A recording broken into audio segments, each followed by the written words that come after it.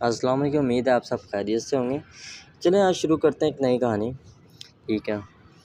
تو ایک دفعہ کا ذکر ہے کہ ایک ٹھنڈی اور اندھیری رات تھی، نومبر کی، جب زارا اپنے نئے اپارٹمنٹ میں شفٹ ہوئی۔ بلڈنگ تو پرانی تھی، دیواریں پرانی تھیں اور دراریں بھی آئی ہوئی تھیں، مگر کرایہ بہت سستا تھا، جس کی وجہ سے زارا نے اس میں نئی شروعات کرنا چاہی۔ جب وہ اپنے سامان کو انپیک کر رہی تھی، اس نے محسوس کیا کہ ہوا میں عجیب سی بے چینی تھی۔ کونوں میں سائے کچھ زیادہ ہی لمبے لگ رہے تھے اور رات کی خاموشی اتنی بھاری تھی کہ لگتا تھا جیسے بلڈنگ خود اپنی سانسیں روک بیٹھی ہو۔ اس رات زارا اپنے بستر پر لیٹی ہوئی چھت کو گھور رہی تھی جب اچانک اس کے کان میں ایک ہلکی سی آواز آئی، زارا۔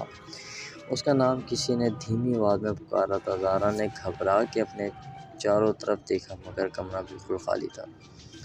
آواز میرے ذہن کا وہم ہوگا، زارا نے خود کو سمجھایا اور واپس آنے کی کوشش کی، مگر جیسے اس نے آنکھیں بند کی کہ وہی آواز دوبارہ سنائی دی۔ اس بار زارا زیادہ قریب اور زیادہ تیز تھی۔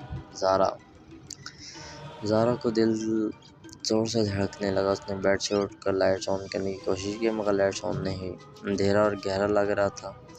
زارا نے موبائل اٹھایا اور فلیش لائٹ آن کی۔ فلیش لائٹ کی روشنی میں زارا نے کمرے کے کونے میں ایک پرچھائی دیکھی۔ وہ پرچھائی انسانی شکل کی تھی، لیکن وہ انسان نہیں لگ رہی تھی۔ اس کی آنکھیں روشنی میں چمک رہی تھیں اور اس کا منہ عجیب سی مسکراہٹ کے ساتھ زارا کو دیکھ رہا تھا۔ تم یہاں کیوں آئی ہو؟ ایک اور آواز گونجی۔ زارا کی سانسیں اٹک گئیں۔ اس پرچھائی نے بات کی تھی۔ زارا کے ہاتھ کانپ رہے تھے، لیکن اس نے ہمت کر کے پوچھا، تم کون ہو؟ پرچھائی نے دھیرے سے جواب دیا، میں وہی ہوں جو اس جگہ کا اصلی مالک ہے، اور اب تم میری مہمان ہو۔ زارا نے ڈر کے مارے وہاں سے بھاگنا چاہا، لیکن اس کا پیر ہل نہیں رہے تھے۔ کمرے کا دروازہ اچانک بند ہو گیا اور ایک زور کا قہقہ گونجا۔ اس کے بعد کوئی زارا کو دوبارہ اس اپارٹمنٹ میں نہیں دیکھا۔